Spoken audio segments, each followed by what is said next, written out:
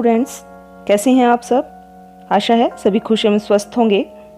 आज हम कक्षा 10वीं की हिंदी की पाठ्य पुस्तक क्षितिज भाग 2 में से पद्य भाग में से कविता करेंगे जिसका नाम है अट नहीं रही है। ये सूर्यकांत त्रिपाठी निराला जी की दूसरी पोइम है। इससे पहले हम जो उत्साह कविता कर चुके हैं वो भी सूर्यकांत त्रिपाठी निराला द्वारा लिखी गई थी। ये उनकी दूसरी कविता है जिसका नाम है अट नहीं रही है। अट नहीं रही है आभा फागुन की, तन सट नहीं रही है। अट का अर्थ होता है समाना। आभा, आभा का अर्थ होता है सुंदरता। फागुन, फागुन एक महीना होता है जो हिंदी कैलेंडर के हिसाब से फागुन का महीना माना जाता है। फरवरी और मार्च के महीने में ये आता है। इसमें वसंत ऋतु भी आती है। तो वसंत ऋतु में ना ही तो अधिक गर्मी होती है ना ही सर्दी होती है। तो उस समय का जो वातावरण होता है वो बहुत ही मनमोहक होता है। तो जो प्रकृति है वो फागुन मास की मादकता से भरी हुई होती है। तो यह कविता भी फागुन मास की मादकता को प्रकट करती है। यहाँ पर इस कविता में फागुन मास का मानवीकरण किया गया है। फागुन के महीने में जो प्राकृतिक सौंदर्य है वो पूरे चरम पर होता है और उस सौंदर्य में हर किसी का मन जो है वो प्रसन्नता से भरा हुआ होता है और हर जगह से प्रकृति की सुंदरता है वो फूटती हुई नजर आती है। तो इसलिए कवि कह रहे हैं कि अट नहीं रही है आभा फागुन की, तन सट नहीं रही है। कवि कहते हैं कि फागुन की जो सुंदरता है वो आभा जो है, चमक जो है, सुंदरता जो है वो कहीं भी समा नहीं रही है। अर्थात वो सुंदरता इतनी अधिक है कि वो कहीं भी समा नहीं रही है।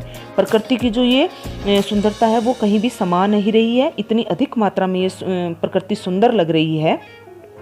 फागुन की तन सट नहीं रही है। तन का अर्थ है कि जो ये पृथ्वी रूपी जो तन है उस पर ये फागुन की सुंदरता है। ये सट का अर्थ होता है कि पृथ्वी से ये सुंदरता संभाली ही नहीं जा रही है। सट का अर्थ संभालना। ऐसा लगता है कि ये सुंदरता इतनी ज़्यादा, इतनी अधिक हो चुकी है कि पृथ्वी से ये सुंदरता संभाली ही नहीं जा रही है। प्रकृति की सुंदरता इतनी अधिक हो चुकी है कि इसकी जो चमक है वो संभाली ही नहीं जा रही। इसकी सुंदरता को जो किसी चीज़ में समा ही नहीं रही है। और पृथ्वी है, जो धरती जो है उसका तन, धरती रूपी जो तन है वो इस सुंदरता को संभाल ही नहीं पा रहा है। कहीं सांस लेते हो तुम, घर घर भर देते हो तुम। अब कवि कहता है कि कहीं सांस लेते हो तुम। कौन सांस लेता है? फागुन का महीना। कवि कहता है कि ऐसा लगता है कि जब फागुन का महीना सांस लेता है, अर्थात फागुन के महीने में जो मंद मंद खुशबूदार जो हवा है जो बहती रहती है, तो ऐसा लगता है कि फागुन का महीना सांस ले रहा है तो घर घर भर देता है। अर्थात प्रत्येक जो घर है उसको सुगंध से भर देता है। फागुन के महीने में जब मंद मंद हवा चलती है, वो जो चारों तरफ खिले हुए फूलों की जो खुशबू है वो उस हवा में समाई रहती है। तो ऐसे लगता है कि फागुन ने अपनी सांसों की खुशबू से प्रत्येक घर को भर दिया है। उड़ने को नभ में तुम पर पर कर देते हो। पर का अर्थ है पंख। पर का अर्थ होता है पंख, पंख लगना। जब चारों तरफ सुंदरता छाई होती है तो हर एक व्यक्ति का, हर एक मनुष्य का, हर एक जीव जंतु का जो मन है वो प्रसन्नता से भरा रहता है।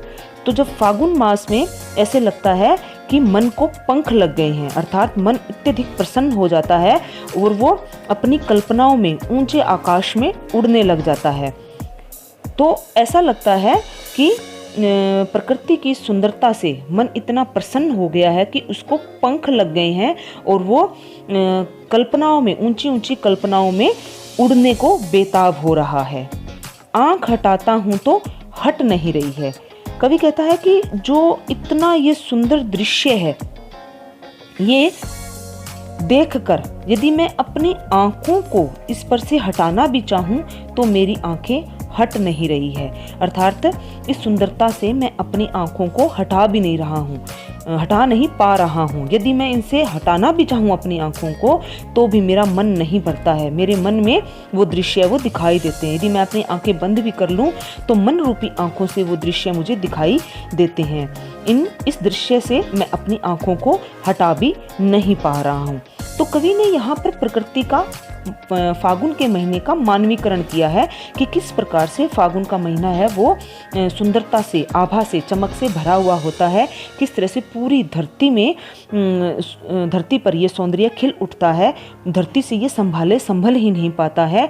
इसकी जो फागुन के महीने की जो खुशबू है, जो सुगंध है, वो चारों तरफ फैली रहती है और इससे प्रकृति का कण कण इस खुशबू से भर जाता है और मानव या कोई भी जीव जंतु है उनका मन है वो प्रसन्न हो जाता है और प्रसन्नता से मन है वो ऊंची ऊंची कल्पनाओं में उड़ने लगता है। यदि कोई इस सुंदरता से अपनी आंखें भी हटाना चाहे तो वो अपनी आंखों को हटा नहीं पाता है, क्योंकि ये सुंदरता है वो मन में समा चुकी है, आत्मा में समा चुकी है। यदि हम अपनी आंखें भी बंद कर लें तो मन से हम इसे दूर नहीं कर सकते। मन में तो हमारी आत्मा में तो ये दृश्य इतना बस चुका है।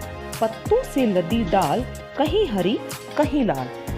अब फागुन के महीने में जो पेड़ पौधे होते हैं वो नए नए पत्तों से लद जाती है। जो उनकी डालियां हैं वो नए नए पत्तों से लद जाती है, कहीं हरी कहीं लाल। क्योंकि फागुन के महीने से पहले जब पतझड़ का महीना होता है तो पेड़ पौधों से सारे पत्ते झड़ चुके होते हैं और जब ये फागुन का महीना आता है तो सभी वृक्षों पर नए नए पत्ते हैं वो निकलने शुरू हो जाते हैं। तो नए नए पत्ते, ताज़ा पत्ते निकलते हैं, उनकी कोंपलें निकलती है तो वो कई तो लाल होती है और कई हल्के हरे रंग की चमकीली पत्तियां होती है। तो जब ये डालियां पत्तों से लद जाती है तो जो ये डालियां हैं कहीं तो हमें हरी नज़र आती है और कहीं वो कोंपलों से लाल नज़र आती है और कहीं उनमें फूल भी खिले होते हैं तो उनसे भी वो हमें लाल नज़र आती है। कहीं पड़ी है उर में मंद गंध पुष्पमाल। उर का अर्थ होता है हृदय। कवि कहता है कि फागुन के महीने में ऐसे लगता है कि जो फागुन है उसके हृदय में पुष्पों की माला है वो पड़ी हुई है, उसकी छाती पर पुष्पों की माला है वो पड़ी हुई है। अर्थात फागुन के महीने में चारों तरफ पुष्प खिले होते हैं तो ऐसे लगता है कि जब किसी वृक्ष पर फूल खिले हैं तो ऐसे लगता है कि उसके फागुन के महीने के हृदय पर वो पुष्पों रूपी जो माला है वो उसके हृदय पर पड़ी है। अर्थात उसके गले में पड़ी हुई माला उसके हृदय पर सुशोभित हो रही है। मंद गंध पुष्पमाल। पुष्पमाल का अर्थ होता है पुष्पों की माला। मंद का अर्थ होता है धीमी, गंध का अर्थ होता है सुगंध या खुशबू। तो ऐसे लगता है कि जैसे फागुन के महीने के गले में पुष्पों की जो माला है वो मंद मंद खुशबू लिए हुए हैं, उससे सारा जो वातावरण है वो मंद मंद खुशबू से महक उठता है। क्योंकि फागुन का महीना है तो उसमें हर तरफ फूल खिले हुए होते हैं। उन फूलों की जो मंद मंद जो खुशबू है, जो सुगंध है वो पूरे वातावरण में फैली होती है। तो ऐसा लगता है कि फागुन रूपी महीना जो है उसके हृदय पर एक पुष्पों की जो माला है वो सुशोभित हो रही है, जिसकी मंद मंद खुशबू है वो चारों तरफ फैल रही है। पाट पाट शोभा श्री पट नहीं रही है। पाट पाट का अर्थ होता है जगह जगह, यानी कि स्थान स्थान पर, जगह जगह। शोभा श्री का अर्थ होता है सुंदरता, सुंदरता से भरा हुआ, सुंदरता से परिपूर्ण। पट नहीं रही है, पट नहीं रही, पटना का अर्थ होता है समाना। कि कवि कहता है कि हर एक जगह पर फागुन मास की जो सुंदरता है वो भरी हुई है। क्योंकि फागुन मास है वो हर जगह पर, पृथ्वी के हर एक कोने पर फागुन मास की जो सुंदरता है वो भरी पड़ी है। फागुन मास है वो सुंदरता से परिपूर्ण है, पट नहीं रही है। उसकी सुंदरता इतनी ज़्यादा है, इतनी अधिक है कि प्रकृति में वो सुंदरता है वो समा ही नहीं रही है। अर्थात इतना अधिक सौंदर्य है फागुन मास का, सौंदर्य रूपी इतना अधिक वैभव है, हर एक स्थान को अपने सौंदर्य रूपी वैभव से फागुन ने भर दिया है कि इतनी अधिक सुंदरता होने के कारण यह प्रकृति में समा ही नहीं पा रहा है। तो बच्चों, आपको ये कविता अच्छी प्रकार से समझ में आ गई होगी। इस कविता का भाव मैं आपको एक बार फिर से बता देती हूँ।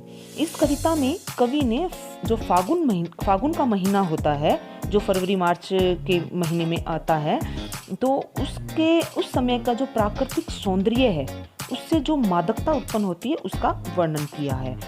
कवि का जो मन है वो इस फागुन के महीने में एक नई कल्पना से और नए सौंदर्य से भर उठा है, क्योंकि चारों तरफ हमें सुगंध अनुभव होती है, पेड़ पौधों पर नए नए पत्ते खिले होते हैं, नए नए फूल खिले होते हैं। तो ऐसे समय में हर किसी का मन कल्पनाओं से भर जाता है और उनका मन है वो कल्पना के आकाश में ऊंचा ऊंचा उड़ने लग जाता है। तो इस तरह से चारों तरफ जब फूल खिले हुए होते हैं तो ऐसा लगता है कि उसकी खुशबू से सारा वातावरण, हर एक घर जो है वो इस खुशबू से भर गया है। सारे जो वातावरण की जो प्राकृतिक छटा है, उसको देखकर जो मन है वो अत्यंत प्रसन्न हो जाता है। और इतनी अधिक सुंदरता होती है हर जगह पर इस मौसम की कि वो प्रकृति उसके अंदर समा ही नहीं पाती है। तो प्यारे बच्चों, आपको यह कविता अट नहीं रही अच्छी प्रकार से समझ में आ गई होगी।